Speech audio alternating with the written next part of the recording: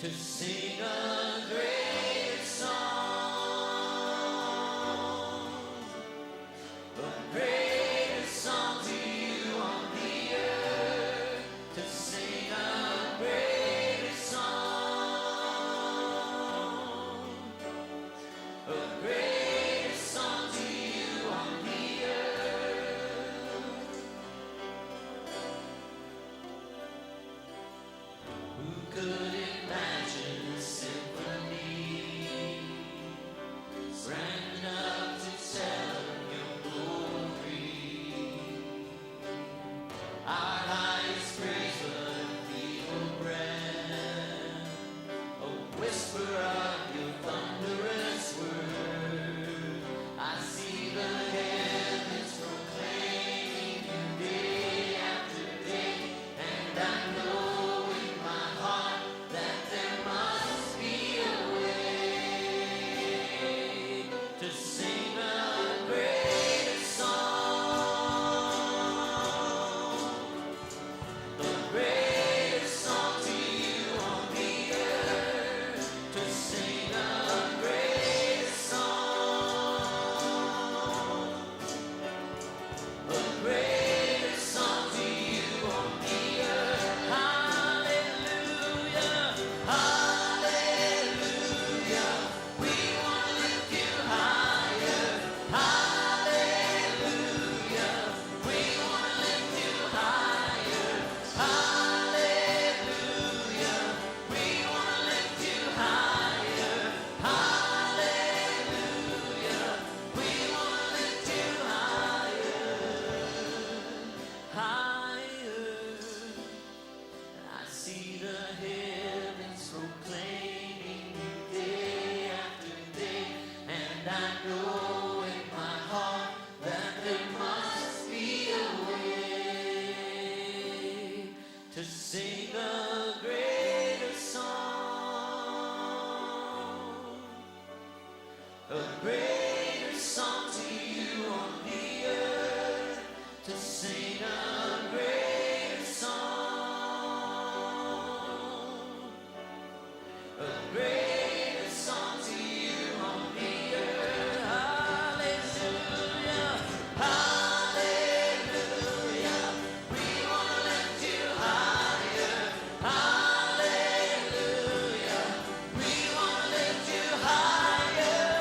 Hallelujah, we want to lift you higher. Hallelujah, we want to lift you higher. Hallelujah, we want to lift you higher.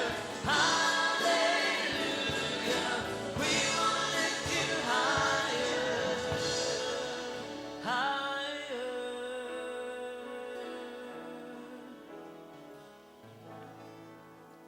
Lord God, Grew up in the same small Kentucky town, went to the same schools, and went to the same church. We've known each other most of our lives, but my first remembrance of him is at the swimming pool when I was about 10 and he was about 12, and he had this cute little maroon swimsuit, and I thought he was just really cute. well, I'll tell you what, y'all looked really comfortable over there, I have to say. You looked very comfortable. Woody and Tracy, tell us your story of how you met. We met on Campus Crusade for Christ staff. That's when overalls were kind of popular. And she's a farm girl from Iowa, and I grew up in Houston, Texas. But I was on this panel judging the talent for a talent show we were going to have at staff training. And of the 30 or so acts who auditioned, she made the cut in more than one way. And I thought he was really cute, but I thought he was a little full of himself.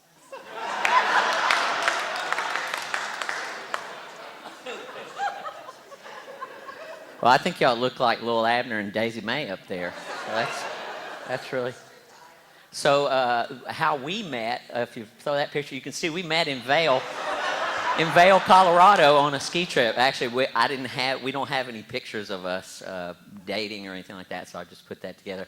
But how did we meet? We met, we both worked at McDonald's. We both worked at McDonald's. So that's true love right there. So, a mutual friend of ours set us up on a date, and then we dated until we got married. Chad. Well, our story is rather intense, full of great drama. Actually, my mother introduced us. And I was in Bible college in Birmingham at Southeastern Bible College. And we would talk on weekends. We didn't have cell phones, so I would call home on weekends. And Mom one day said, "Chad, there's this girl I want you to meet." And I said, "Mom, I thought we've talked about this. Okay, you promised me you would never do this again." And she goes, "Well, hold on just a second." And she did something she'd never done before. She put Dad on the phone. And Dad said, "Nah, you wanna meet this one." So she said, "Good, I have a little get-together." The Saturday after Thanksgiving was 1994, and I opened the door, and there's Melissa, and she found me rather irresistible. You want to add anything to that? That's adorable. Autumn and James. Well, we were both at Fort Hood at the time, my stepdad being in the military and James being in the military at the time. And I had just broken off an engagement, and I was moving into a house. It was a 4-bedroom where there was a bedroom and a bathroom all by itself, kind of in a whole different sector of the house. And Ryan, one of James's friends from the horse detachment at the first cap at Fort Hood, asked me if I would consider a male roommate. And James had lived in Temple, which is about 20 minutes from the base, and my house was going to be about 5 minutes from the base.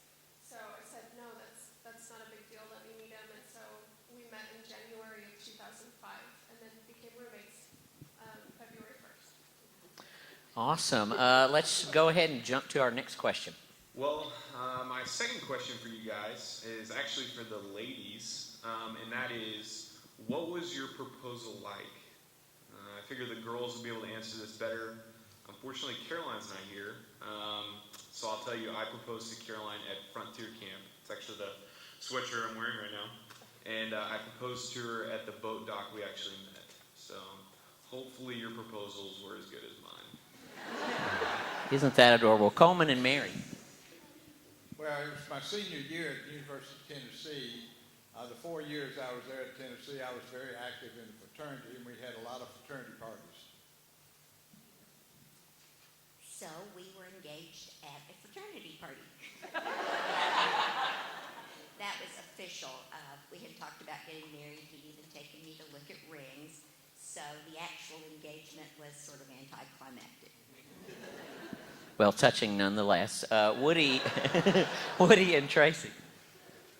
Well, Woody and I ended up being put in the same music group on Crusade staff, and I had just come off a broken engagement, so I had no interest in dating anyone, but it only took 2 months. He was very convincing, very confident, and we started dating in November.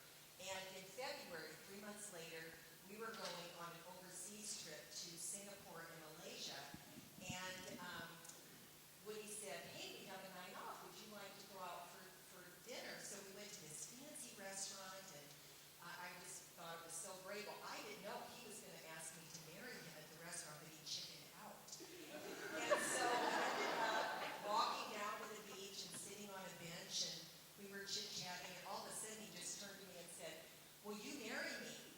And I thought, "Oh my goodness, we don't even hardly know each other." But I didn't say that out loud. I just started talking about my quiet time in Matthew 6. And I was talking about how God will take care of the birds of the air, and he is sufficient. And then the very last verse there, honey, is "Seek ye first the kingdom of God and his righteousness." And finally he looked kind of glazed over, and he looked at me and he said, "What's the answer?" I said, "Oh yes, I will marry you." The footnote. So Danielle and I had been dating at the time for several months, and I was at a church doing their music, and we were riding to church together, and I just turned to Danielle and said, "We should get married." You know, it was like we knew that we were just meant to be together, and we just kind of decided right there in the moment, and then just a few months later, we were married. Still are. Chad. Well, Robin, our story is rather intense. My mother proposed to her for me.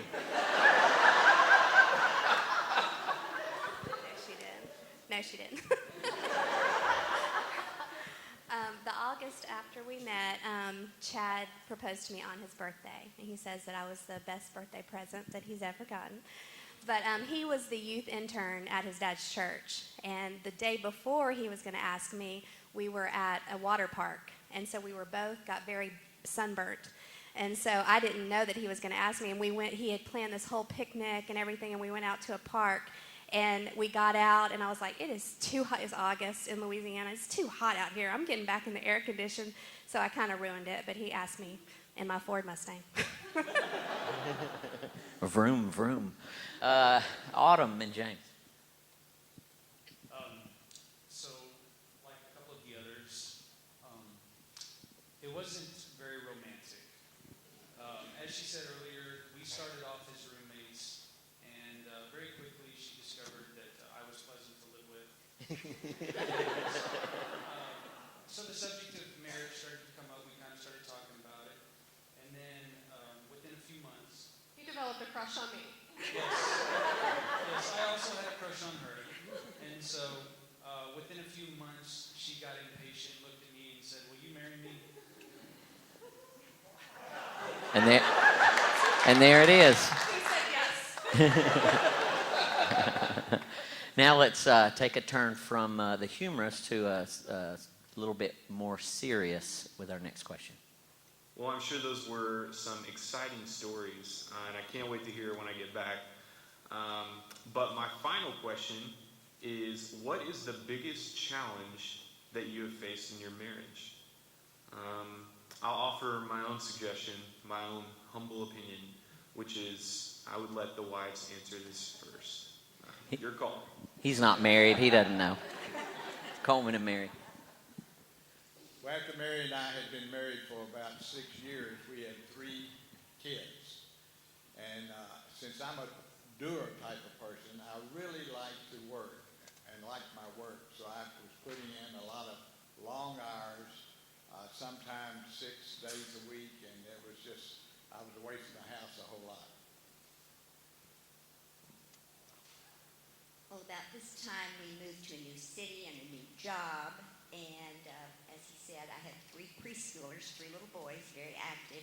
I didn't know anybody in this new town, and I was not a happy camper. And I'll have to say that when I got married, I expected Coleman to be my all in all.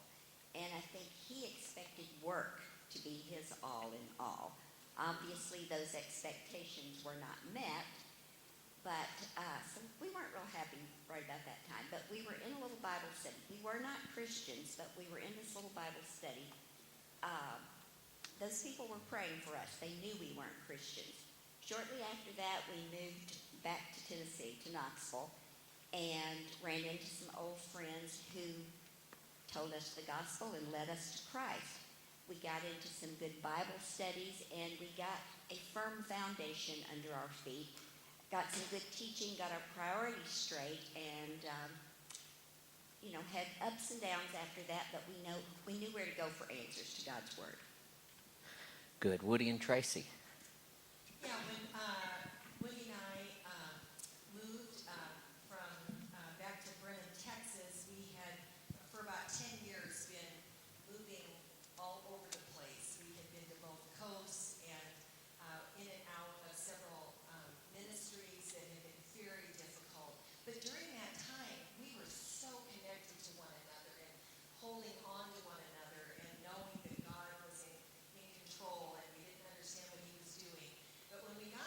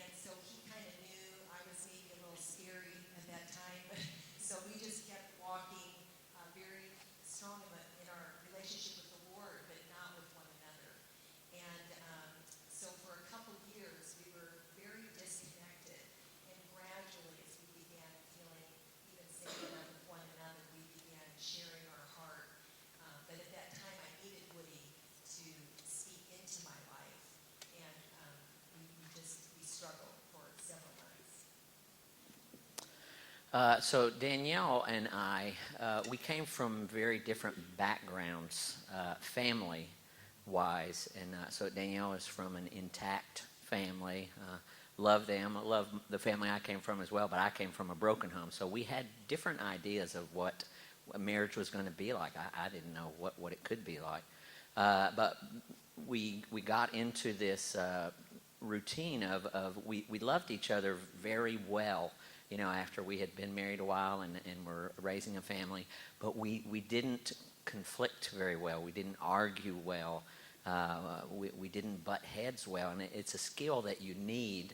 And then we happened upon this marriage seminar called Love and Respect, and we were able to go through that, and we've taught it since and been to several of the seminars, and it really turned our marriage into a good direction. And we see the fruits of that to this day. But it was very much a struggle for a while to have those blow-ups, you know what I'm talking about, just the terrible arguments, and you just don't know how to get it back together. So, Chad. Well, many of you may know our story with our daughter Christina, who battled cancer for 4 years and passed away June 21st of 2014. And that was, we've heard the stories of even Christian couples with strong marriages go through something tragic like that, and it just breaks up their marriage. We didn't want to be like that, but we didn't know really how stuff like that would happen. Our personalities are very different. She's a very type A person. I'm still trying to figure out what type I am. And so there's a lot of times that we do this emotionally, where I'm doing well and she's just at the bottom, or she's doing well and I'm at the bottom. And there are times that we're both just at the bottom sometimes. And we've experienced just anger and frustration, more so just at the situation. We get tired of hurting and tired of the grieving. And sometimes we'll just lash out at each other, just kind of snap at each other, or snap at the kids, or just take it out on something else.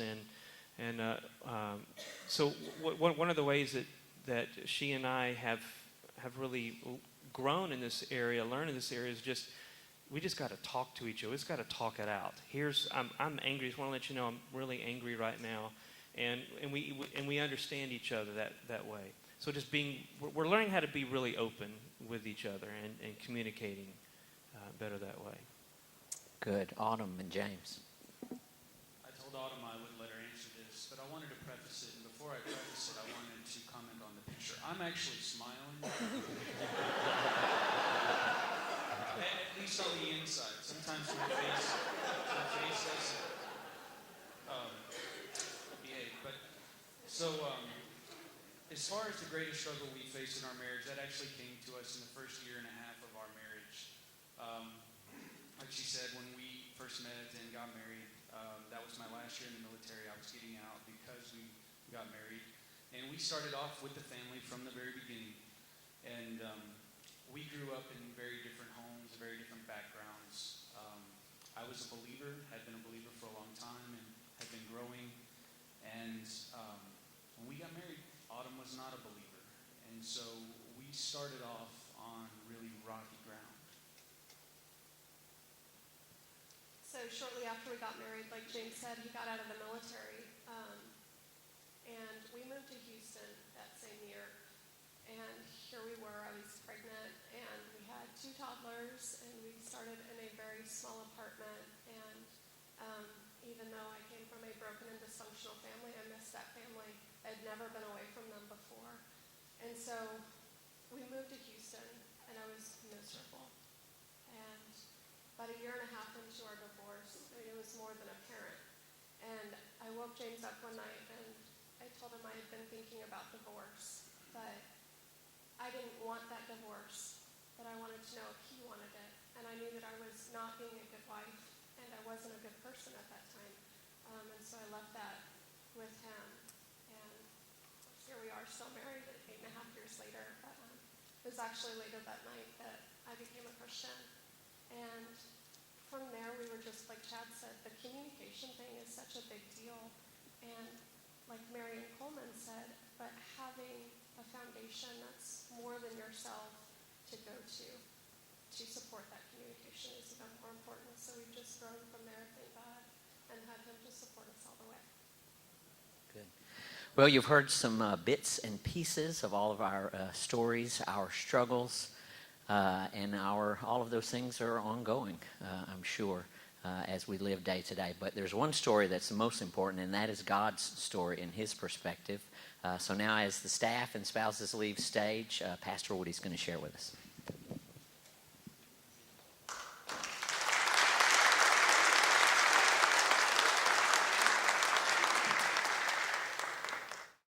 How they should love their wives and telling them why they should love them.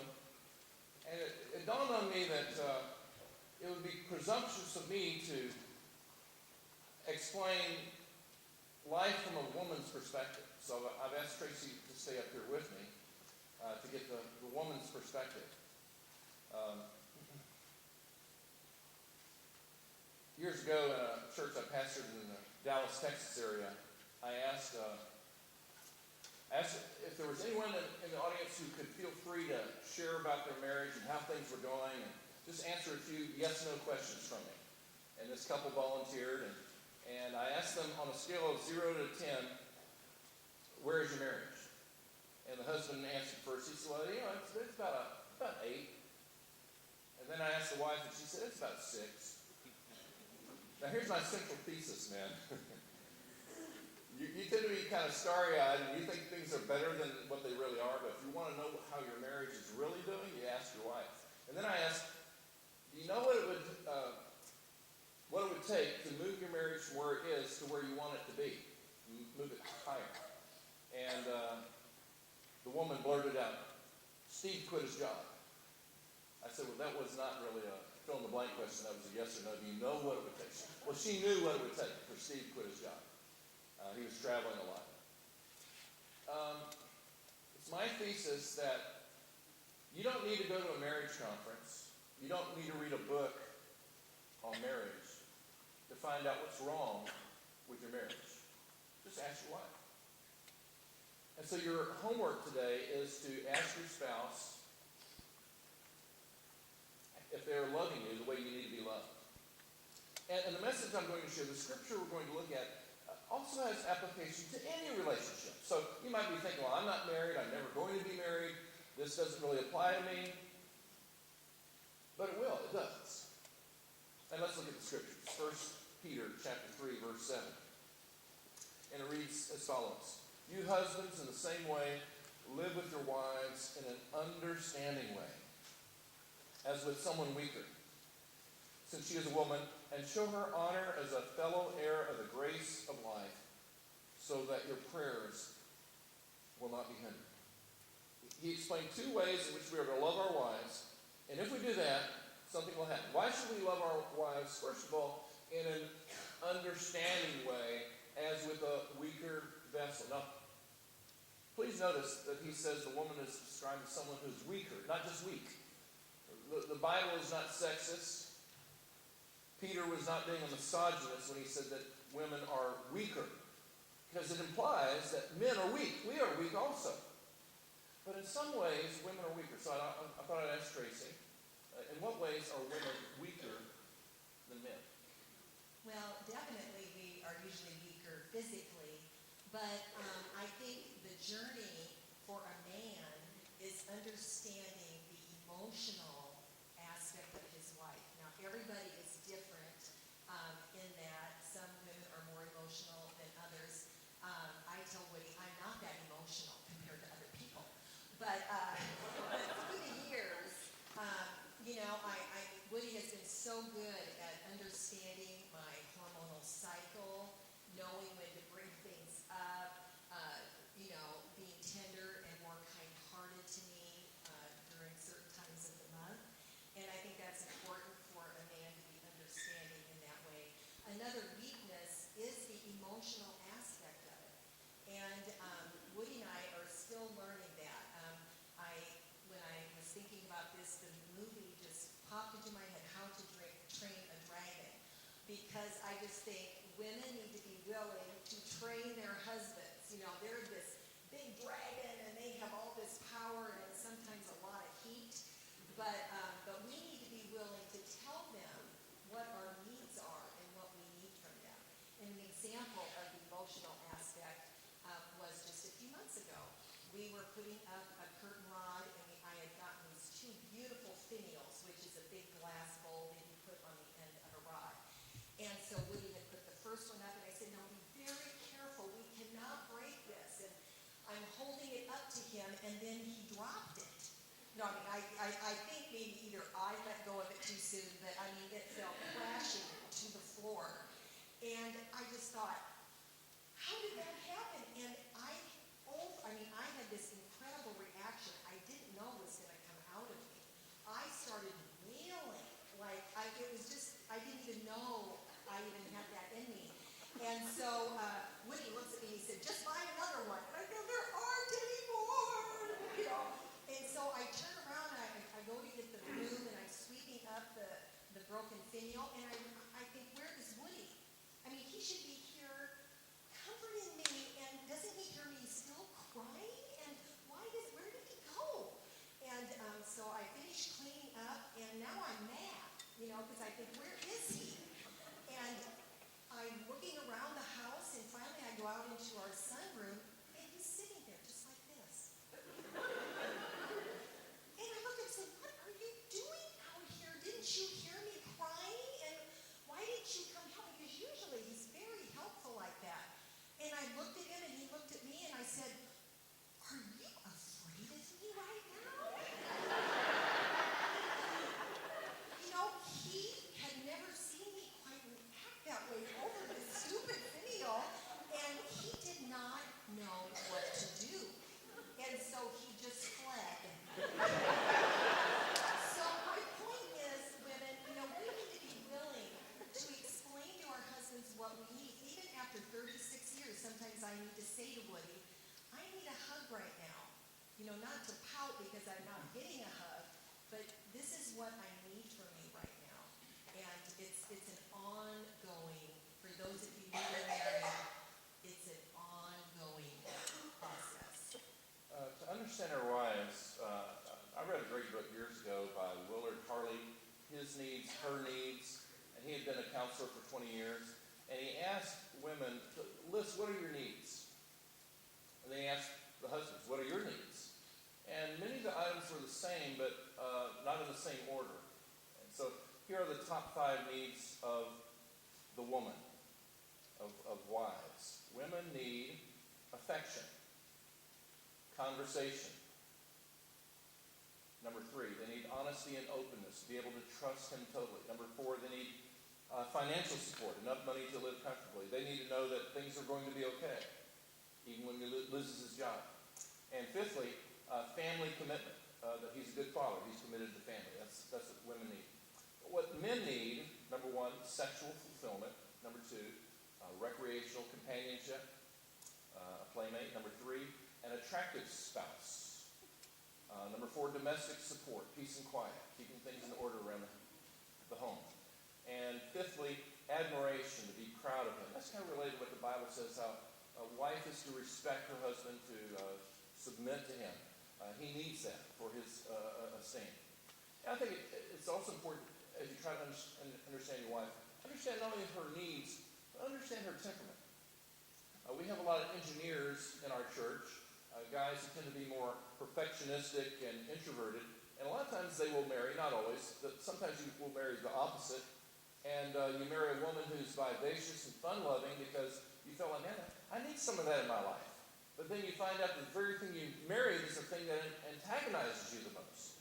You know, she doesn't get things done. So you need to understand her temperament and understand that she is God's gift to you.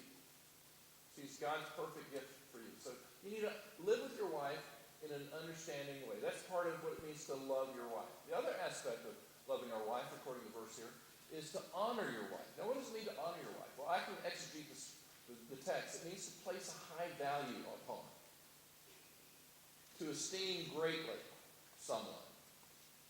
And there are ways that we husbands demonstrate to our wives that she is important to us. But there are other things we do that demonstrate to her that she is not important to us. One marriage counselor was working with a group of NFL cheerleaders. These are girls who are all-American, attractive women. And you think, oh, they'd have a great marriage because they're young and attractive. And then he found out there were a lot of problems in these marriages. One woman said, you know, even the dog is more important to my husband than I am. He comes home, he plays with the dog, and then he looks at me with an attitude like, when's dinner going to be ready? So you need to ask your wife, as I'm asking Tracy right now, what are the things that makes her feel honored? What do we do that dishonors her? Because you don't want to do that.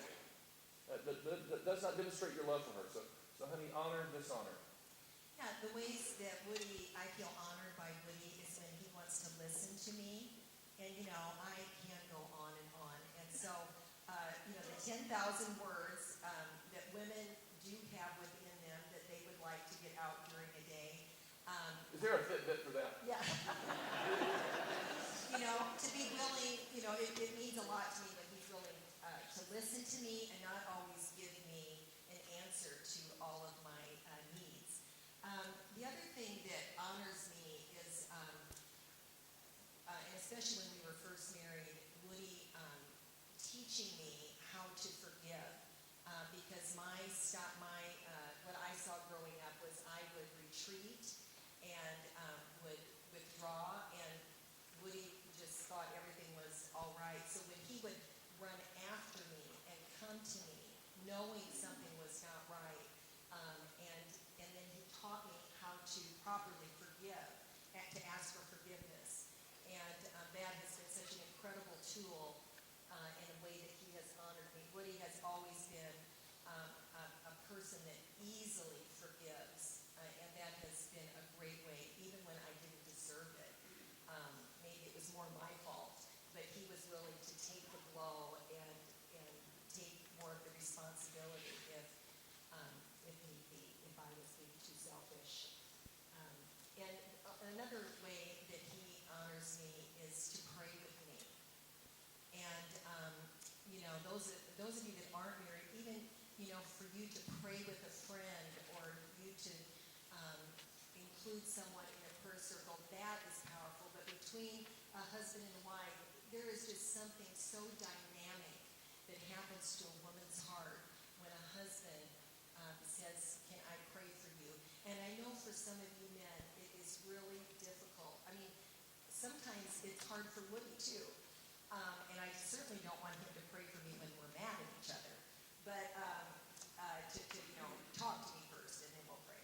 But for him to just take my hand and pray for me, it doesn't have to be any incredible prayer. It can just be a simple prayer. And it might be just taking a verse and saying, honey, can I just pray this verse over you? That would be easy. But that could have an incredible impact on her, because I know it has been in my life. So, husbands, we need to love our wives by living with them in an understanding way and by honoring them. And if we will love our wives, what will happen? Why should you do this? Well, let's go into the verse.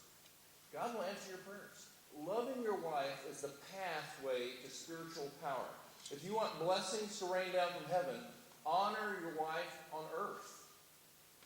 And this really should not surprise us. We tend to think that the key to answer prayer is something like fervency or having greater faith. When a lot of times the key to answer prayer is having freedom in your relationships with other people. For example, Jesus said in Matthew 5:23, if therefore you're presenting your offering at the altar and remember that your brother has something against you, leave your offering and first be reconciled to your brother. So if you want God to answer your prayers, men, love your wife. If you want heaven to rain down blessings, make sure you're free and clear. Can I with say your wife. something that also I think Satan is at work, and he knows how powerful a strong marriage is, and so he is going to come in and try to cause division. I mean, many times if Woody and I are fighting, and we'll just look at each other and go, what are we even fighting about? When there's confusion, when, you really don't know what the issue is. A lot of times it's just, a weird stirring of the pot because he wants to keep your eyes off of one another, and he wants us to be selfish. Well, I'm going to pray for the offering in just a moment. And Tracy's going to explain why it's so important for us to have strong marriages in our church as we sing a song as we pass the place. Why don't you tell us why this song is important? And we wanted to leave you with a song that I know, I just feel like a marriage can be such an incredible witness and light to the world. And for many of you, maybe you've never led someone to Christ, but did you know that your marriage could be sharing the love of Christ with those that are watching? My daughter texted me last night and said, "Oh, Mom, I'm at this event and I saw these two really, really old married people over each other and kissing each other and holding hands." And she said it was such an encouragement to me that love could last that long.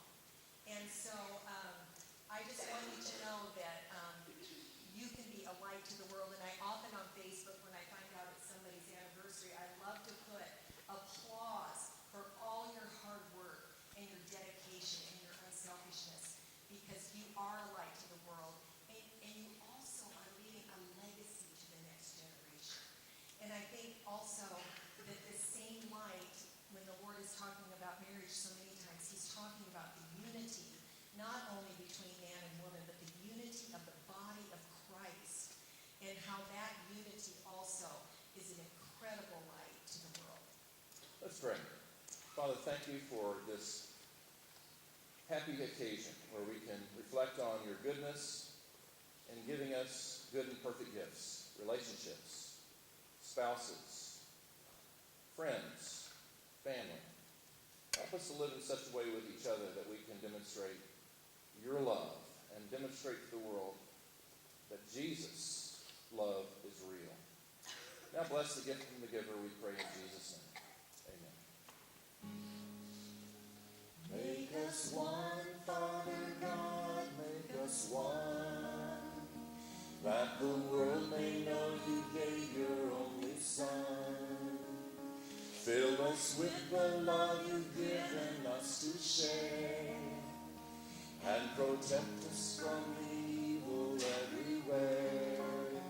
For you have chosen that together we should be a reflection of your love and unity. Cleanse us from our old nature of sin, that your image may be seen in us again. Send us in the world to be a channel of all the glorious riches of your love, and we'll tell the world